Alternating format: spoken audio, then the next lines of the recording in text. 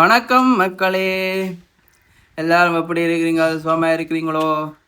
இன்றைக்கு பார்த்தீங்கன்னா Sunday, so rest டே.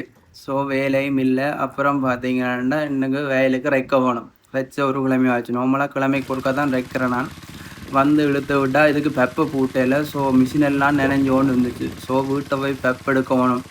அதுக்கு முதல் வேக்காலை திருப்பி போட்டு போவோம்னு போனேன். போயிருக்க பார்த்தீங்கன்னா இந்த மரவள்ளியை பாருங்க எவ்வளோ வடிவாக இருக்கு இல்லை.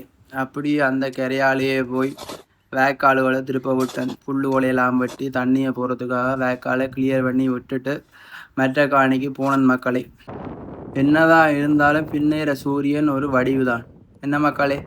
அப்புறம் பார்த்தீங்கன்னா வந்து இந்த மிஷினை இழுத்து விட்டாச்சு. இந்த மிஷின் பெப்பில் ஒளி விட்டால் அங்கால தண்ணி வரும். ஸோ பெப்பில் ஒளி விட்டுட்டு மிளகாய் ஆஞ்சுவேன். ஸோ மிளகாய் வயலுக்கு நடுக்காணிக்க கிடந்தது. அதை கொண்டு வந்து கரை காணிக்க வச்சுட்டு போய் பெப்பை எடுத்து வந்துட்டேன். பெப்பை எடுத்து கொழி விட்டால் பாருங்க மக்களே எவ்வளோ நீட்டாக போகுது. காகங்களுக்கு இந்த டைம் தான் குளிக்கிற போல இருக்குது. நீங்களும் இப்படி யாரும் குளிக்கிற நீங்களே. அப்புறம் பார்த்தீங்கன்னா நம்மளை மிளகாயெல்லாம் அடைஞ்சு போட்டு மற்ற காணியை போய் தண்ணியை திருப்பி விட்டுட்டு வீட்டை போய் படுத்து தூங்கிட்டேன் மக்களே.